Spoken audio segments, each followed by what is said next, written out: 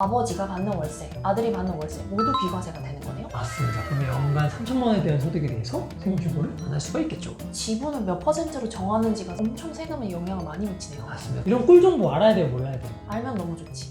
지금부터 준비를 하시지 않게 되면은 세금 부담을 더 많이 지게 되실 수도 있고, 내년 5월 종합소득세 신고를 하실 때 좀 바꿀 걸 후회하시는 경우가 있으실 수 있을 것 같아요. 9억 원 초과는 고가주택이라고 하죠. 그 고가주택을 공동으로 취득하려고 하시는 분들은 이 방법을 좀 고려를 해보셔야 됩니다. 공동주택에서 이제 고액 임대를 하시는 분들은 미리미리 준비를 하셔서 세금에 대한 절세를 누리셨으면 좋겠습니다.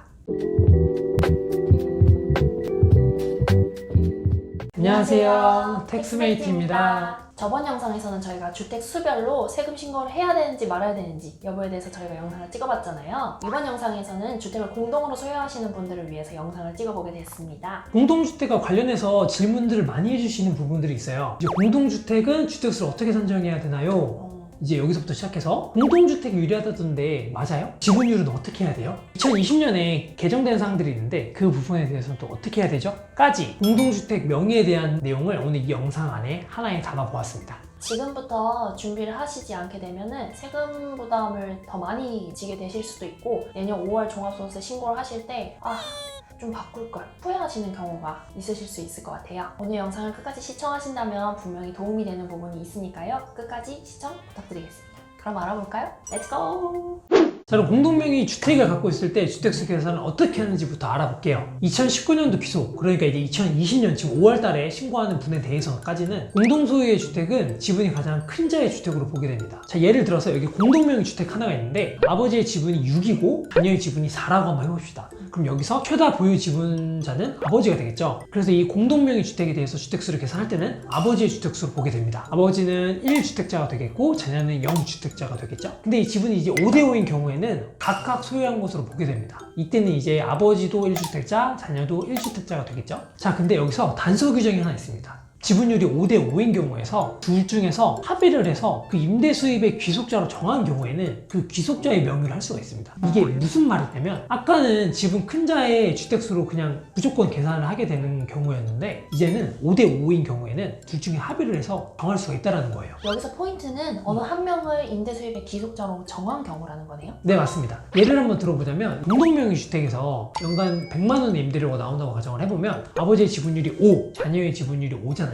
그러면 이제 연간 그 100만 원에 대해서 50만 원씩 임대 수입의 귀속자가 될 텐데, 근데 아버지가 이러는 거죠. 얘들아, 임대 수입의 귀속자가 되거라 하고 이제 임대 수입의 귀속자를 자녀로 서로 합의를 했겠죠. 그래서 정한 경우에는 자녀가 이 100만 원의 임대 수입의 귀속자가 되고 공동명의 주택은 자녀의 명의로 보게 된다는 겁니다.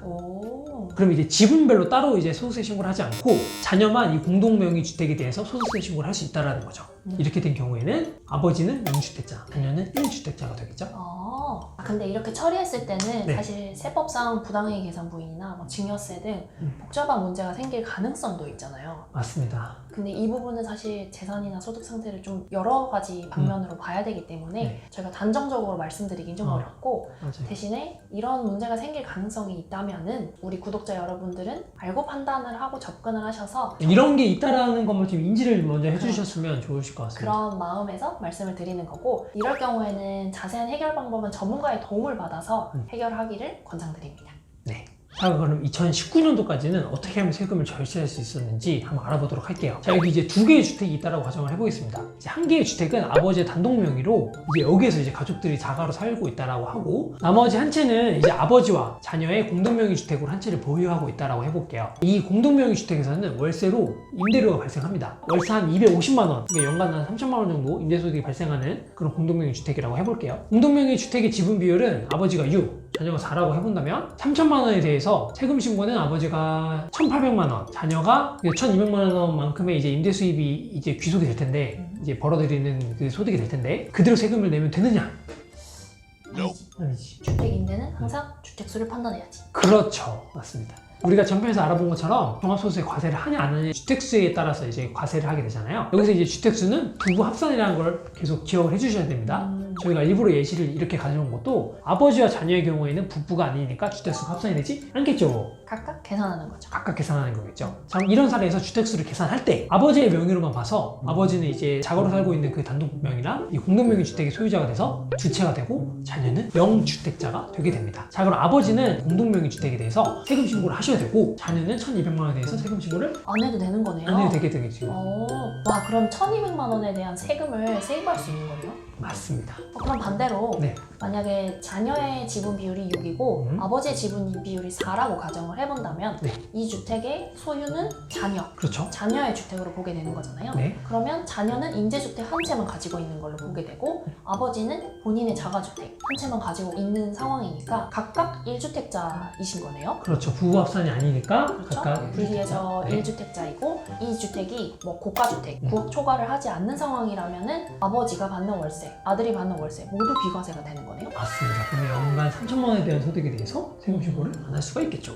지분을 몇 퍼센트로 정하는지가 엄청 세금에 영향을 많이 미치네요. 맞습니다. 이런 꿀 정보 알아야 돼요, 몰라야 돼요? 알면 너무 좋지. 오늘 저희 영상을 자, 근데 이제 이러한 사실을 국세청도 알아차린 거죠. 그래서 2020년 개정세법을 통해서 과세를 하겠다고 이제 표명을 한 건데 그 개정된 세법을 좀 알아볼게요. 자, 과거에는 가장 지분을 많이 갖고 있는 사람이 주택수로만 판단하게 됐는데 이제는 이 공동명의 주택에 대해서 작은 지분을 갖고 있다 하더라도 이 개정된 요건에 해당이 된다면 너도 이제 주택수가 있는 것으로 볼게. 너도 이제 과세를 할게 라고 보시면 됩니다. 이 개정 상황은 올해 개정이 된 거니까 내년 신고분부터 반영이 되는 거네요. 맞습니다. 지금 2020년에 이 귀속분부터 시작해서 이제 앞으로 5월, 6월, 7월, 8월, 9월 이때를 대비해 놓으시지 않으면 2021년에 종합소득세 신고할 때 큰 화가 돈으로서 지갑으로 나가는 그러한 불상사가 일어날 수 있습니다. 네. 자, 첫 번째입니다. 이제 해당 주택에서 발생하는 임대소득. 그러니까 여기서 이제 임대소득은 총 임대소득이 아니라 이 해당 공동명의에서 지분율만큼에 해당하는 그 임대소득을 이야기하는 겁니다. 이 연간 600만 원이 나오는 이제 고액 임대소득이 발생하면 소수 지분자도 주택이 있는 것으로 볼게. 주택수 계산할게. 라고 하는 거고 두 번째로는 이제 주택 자체가 기준 시가를 9억 원 초과하는 이제 고가주택이라고 하죠. 그 고가주택에서 지분율이 30% 이상 초과하는 사람, 지분율이 30%를 초과하는 사람도 너도 주택수가 있는 것으로 볼게. 그러니까 너도 과세를 할게. 라고 생각을 하시면 됩니다. 여기서 이제 지분율이 계속 중간에 왔다 갔다 할 수 있잖아요. 네. 그러면 그 과세기간 말일 또는 그 해당 주택을 양도하는 그 양도일까지 이제 그때를 기준으로 판단을 하겠다고 합니다. 그렇죠. 12월 31일 기준이죠. 그렇죠. 네. 9월달 양도하면 이제 9월달 양도한 날짜를 기준으로 하는 거고. 그럼 이제 위에 그 똑같은 사례들을 한번 같이 살펴보도록 하겠습니다. 아까와 같은 사례입니다. 자, 여기에서 세금을 아낄 목적으로 지분율은 아버지가 4이고 자녀가 6으로 자녀가 이제 최다 지분율 보유자고 여기서 이제 주택수는 아버지가 1주택자, 자녀가 1주택자가 되겠죠. 그리고 임대소득은 아버지가 1,200만 원, 자녀가 1,800만 원으로 각각 소득은 발생하지만 1주택자로 비과세가 되어야 하는데 이제 개정된 사항에 따르면 공동주택에서 벌어들이는 연 임대소득이 아버지 같은 경우에는 1,200만 원으로 이제 600만 원 초과해버렸죠. 그럼 아까는 이제 공동주택에서 포함이 안 되던 주택수가 포함이 되는 겁니다. 그럼 이제 소수 지분자인 아버지도 공동주택에 대해서 주택수를 가지고 있는 것으로 봐서 아버지가 2주택자가 되고 자녀는 1주택자가 돼서 아버지 쪽에서는 이제 과세가 되는 겁니다. 그러면 아버지 같은 경우에는 1,200만 원, 공동주택에서 벌어들이는 1,200만 원에 대해서 세금 계산을 하셔야 됩니다. 그럼 여기서 개정된 부분을 좀 정리해보면은 주택을 공동으로 가지고 있지만 그 지분 비율이 소수여서 나는 영향이 없을 거야 라고 하는 분들도 연 600만 원이라고 하면 한 달에 월세로 한 50만 원이잖아요. 맞아요, 네. 50만 원이 내 통장에 들어오는 주택인데 소수 지분자분들은 주택수에 포함된다는 사실을 말씀해 주시고 싶으셨던 거군요. 네, 맞습니다. 자, 이제 두 번째 개정사항입니다. 고가주택에 대한 그 지분율 30%그 얘기를 할 건데 아까처럼 연간 600만 원 임대소득이 발생한 거를 좀 피하고 싶어. 분명 이러신 분들이 있을 겁니다. 아, 내가 월세를 좀 많이 받고 있었군. 그러면 전세로 조금 돌려서 반전세로 해가지고 월세를 좀 낮춰보는 방식을 통해서 연간 600만 원 아래로 낮춰와야겠군. 이렇게 생각하시는 분들이 있을 겁니다. 이제 두 번째 개정사항을 통해서 제재를 받을 수가 있습니다. 자, 그 해당 공동명의 주택이 9억 원을 초과하는 고가주택인 경우에는 지분율 30% 초과하면 너도 주택수로 볼게. 이런 규정인데요. 그러면 종전에는 주택을 공동으로 소유를 하되 소수 지분자들은 주택수에서 빠졌기 때문에 세제상 혜택을 보고 있었잖아요. 그쵸, 맞죠? 근데 이제 국세청 입장에서는 이게 입법상 미비라고 본 게 아닌가 싶어서 맞습니다. 이번에 개편을 한 거라고 저는 생각이 됩니다. 주택임대사업자에 대해서 좀 개편을 하다 보니 발견한 것 같아요. 결국에는 이제 개정사항 1번, 2번 두 개 다 둘 중 어느 하나에도 해당이 된다면 과세가 되는 거니까요. 두 개 다를 피하실 수 있으셔야 됩니다. 그럼 그 둘을 어떻게 요리조리 피해 갈 것인가? 이제 그거에 대한 문제점이 나오게 되는데 네. 그거에 대한 솔루션을 한번 얘기를 한번 해보는 시간을 갖도록 하겠습니다. 네.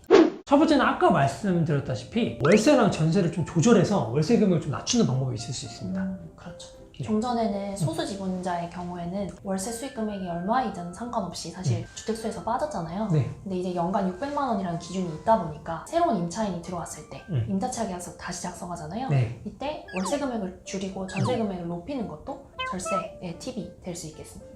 네. 갑자기 주택수가 추가돼서 2주택자 이상에 해당하는 경우에는 월세에 대해서 갑자기 과세가 되는, 전환이 되는 계기가 될 수 있으니까 이 부분에 대해서 꼭 알아두셔야 되겠습니다.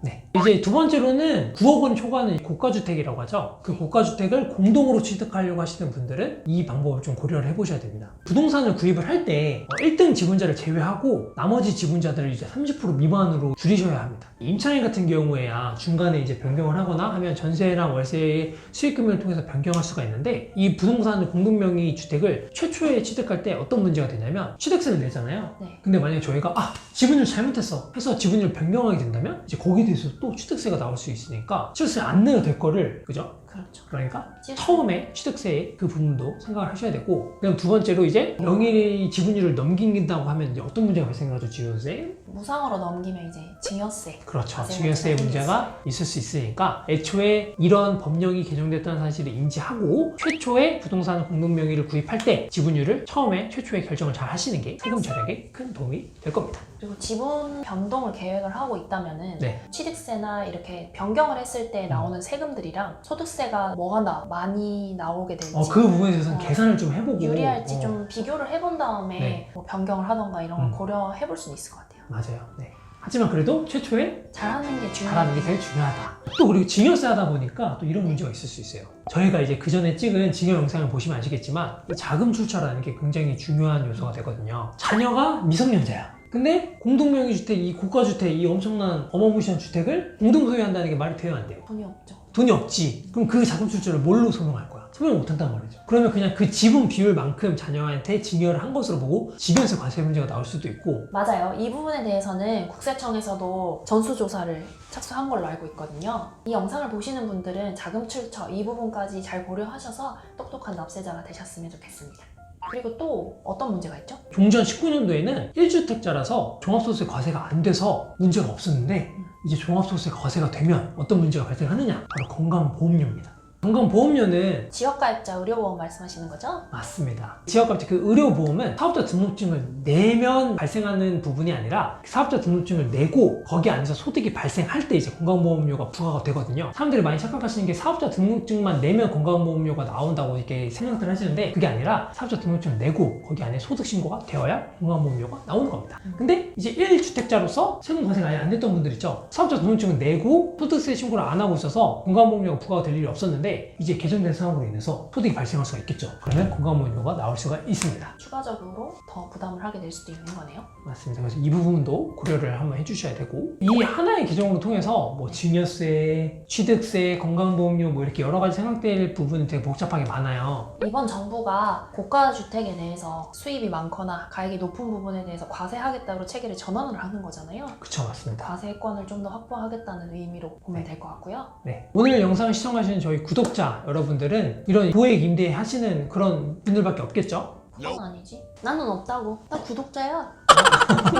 공동주택에서 이제 고액 임대를 하시는 분들은 미리미리 준비를 하셔서 세금에 대해 절세를 누리셨으면 좋겠습니다. 오늘 영상이 도움이 되셨다면 구독, 좋아요. 부탁드리겠습니다. 안녕.